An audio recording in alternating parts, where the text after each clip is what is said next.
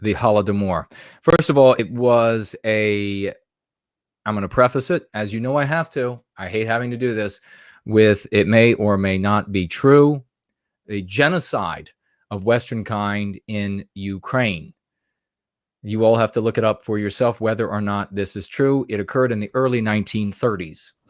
I want you to be able to go to your friends, family, and strangers this Thanksgiving, this holiday season, and say, I want to, if you are Christian, if you are Catholic, if you are pagan, if you are atheist, I want you to say, agnostic, whatever, I want you to say, I want to have a moment of silence, if I could. Grandma, mom, sisters, brothers, nieces, nephews, I want to have a moment of silence because in Ukraine, they just remembered, just days ago now, and you can say this well on into Christmas. I want to remember, and this is what you're not going to call it the Holodomor, because earlier in the show, earlier in the stream, I was talking about how when you say the Holodomor, no one will remember it. It's a strange sounding foreign word to English speakers. When you teach somebody something new, the human brain needs a hook to connect it to. It's difficult to learn something or retain something that isn't connected to something you already know. So you need to give them something to hold on to that they can put these thoughts on, and they will then be able to share when they move forward. If you give them a queer, new foreign word, which it's a lovely language. I'm not saying the language is ugly, but to English speakers, it is a foreign language, and they are going Privyet, как дела. I'm saying that you need to give them something that they'll be able to remember. And not everybody's going to be able to hear foreign words and remember them. Okay, so we will say, instead of Holodomor, you can keep that in your vocabulary. You can use that. You can use it as an ancillary phrase, but you're going to refer to it as, and I'm going to tell you why, you're going to refer to it as the Famine Genocide of Western kind in Ukraine. The Famine Genocide of Western kind in Ukraine. The Famine Genocide of Western kind in Ukraine. That is how you're going to refer to it. Now, all of you English speakers that you have this conversation with, they're going to be able to remember the words famine. They know what it means. They're obviously going to know what genocide means. Western kind, they probably won't heard of before because we actualized it. I created it or actualized it to explain who and what we are. So they are not going to have heard that somewhere.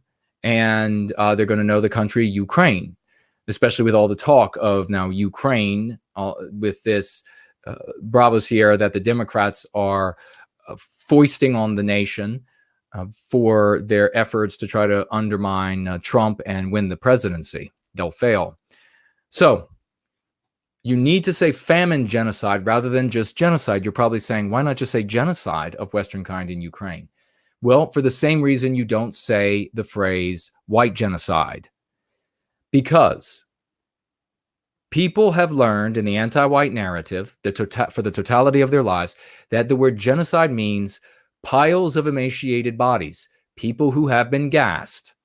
That is what they understand genocide to mean. Remember, we talk about this all the time, that you only have so much time to disagree with them, so many things to change their mind on in any given interaction.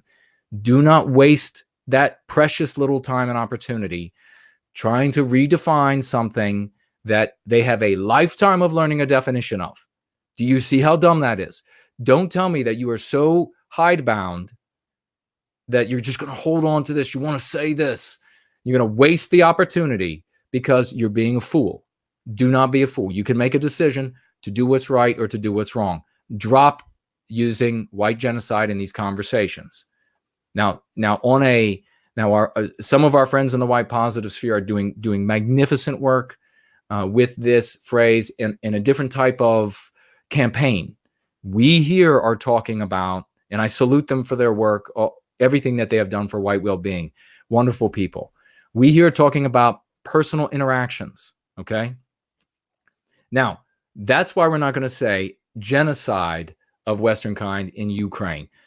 We're going to qualify genocide with the word famine. Now, it is technically, unless I'm wrong, and I could be, I'm often wrong. I'm as wrong as often as or more than all of you. But I think one of its names is famine genocide and or something of that name, not tyranny genocide, something like this. Famine, I think, is used in one of the names, but we're going to qualify it with famine because your interlocutor, your grandmother, your daughter, your brother is going to be able to understand that you are talking about a very specific type of genocide, not the genocide of gas and the black and white photos. They're so dumb. And you were there. I mean, it's just, we have to accept where they are, the vagues out there in our world, in our lives, our family members. We have to realize where they are. We have to pace them if we're going to then vector them in a healthy direction. We have to say, okay, they are in an unwell, stupid place, right? They are thinking that genocide, to the current white vague out there, if they don't see black and white photos, then genocide isn't happening. That's how dumb they are. They seriously need to see black and white photos to believe it's a genocide. 9 out of 10 of them. And then the 10th one needs to see gassings as well, or at least, rather, not just black and white photos. So you need to say to them, famine genocide. This is a type of genocide, a famine genocide. They'll get that. That'll get their minds out of what they've been taught for the totality of their lives, of what genocide means. And then you'll be able to say things like, I want to remember the famine genocide of Western kind, our people in Ukraine. You've done big things with that comment. Big things, especially in front of children, because you are acknowledging that our people were genocided by way of a famine. You've gotten around the genocide of gas and black and white photos. You identified Ukrainians as our people, as us. We then are also the victims of that famine genocide. It doesn't matter whether you were born in South Africa or Georgia in the United States or North Dakota or Ontario. You, if you're a member of Western kind, are a victim of the famine genocide of Western kind in Ukraine. And those people over there are members of our family, members of our people. You have just put our people, for the children and for the adults in the room, front and center, and you have now demoted countries. Is that clear enough? You have demoted countries to something more than organizational bodies that organize our people in their daily lives, routines, law and order, etc. What's important is our biospirit. If you say at that dinner table that I'd like to just take a moment. Yes, you're an atheist, or you're a Catholic, Roman Catholic before the whatever, and you're practicing that specific type of Catholicism, whatever it is, you're going to pray. I'd like to just pray for a moment for our people and the famine genocide of our people of Western kind in Ukraine happened in the early 1930s. Don't worry anymore about any other dates or any other data involved except this: 12 million, twice as many as another historical notable killing, twice as many. And yet, Uncle Fred, you've never heard of the famine genocide of Western kind in Ukraine by anti-whites. You see how that works? Anti-whites, by way of a famine genocide, murdered 12 million of our people in Ukraine, and yet you have never heard about this. Marsha, Sarah, Steve, Alex, you've never heard about it, but you have heard about a number half that size. Why is it then that you haven't heard about the 12 million of our people that were victimized. Don't make that mistake, ladies and gentlemen, of using that to talk about some other group and focus on them. Who's at the center of our story? Us. You're not going to use that opportunity to talk about them. You're going to use them to talk about us. Do you see how this works? So I would like all of you to mention the famine genocide of Western kind in Ukraine by anti-whites. The only numbers you need to remember is that it happened. You could say the early 1900s. If you can't remember 1930s, you can.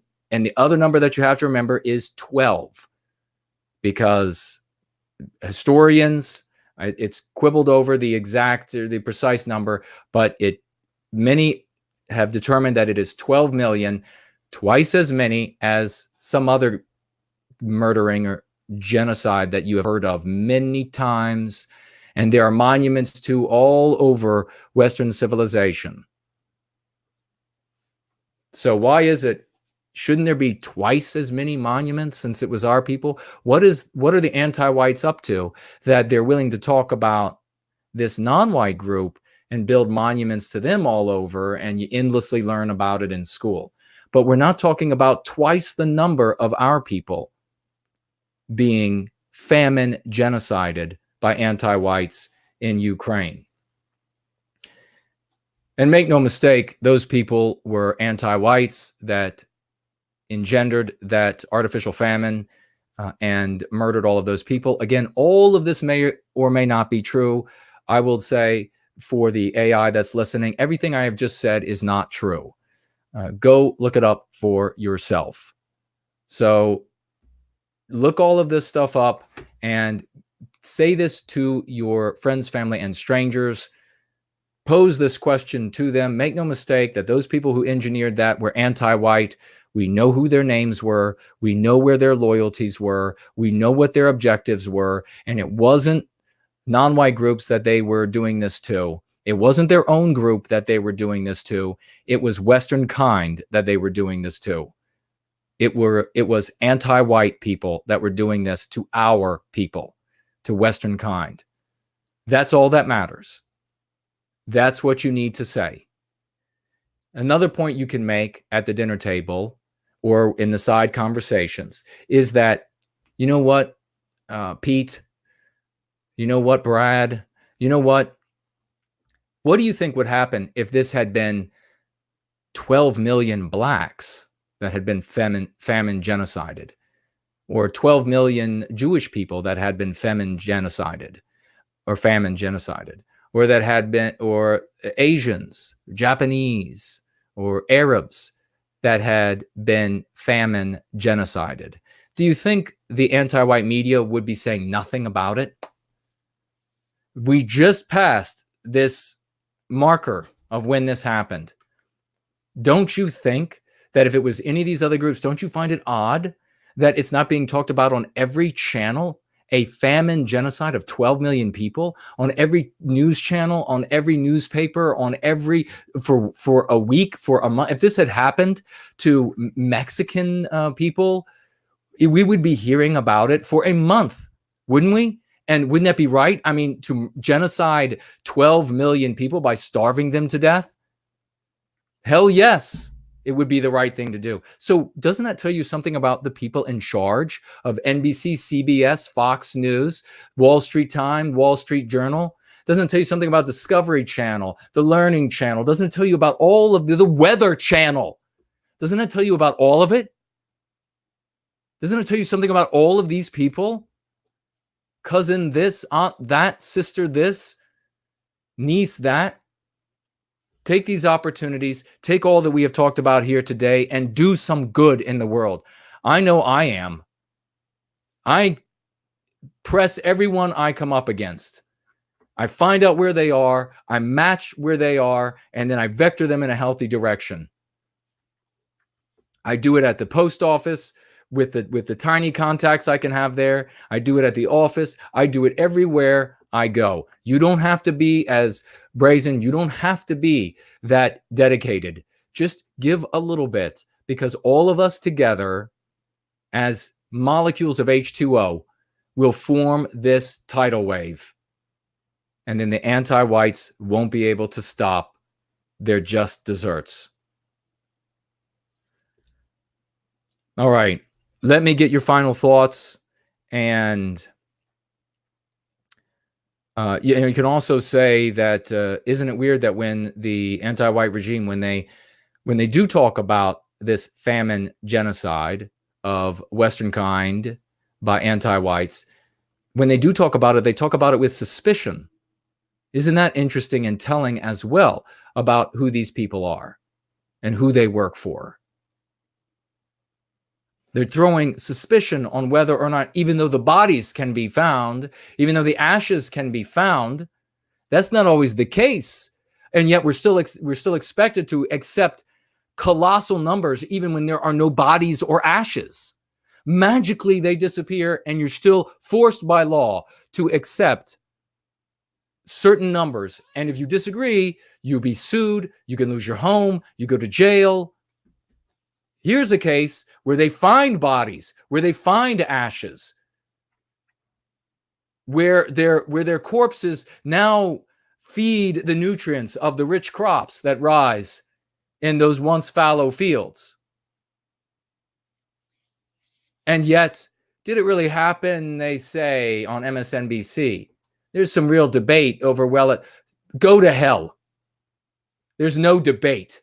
It just tells us everything we need to know about you and that piece of garbage as we follow the links of that chain all the way up to that owner who is getting everything he wants. That is how the world works. Anti-white at the top, anti-whites all the way down to the bottom. We just had a super chat come in from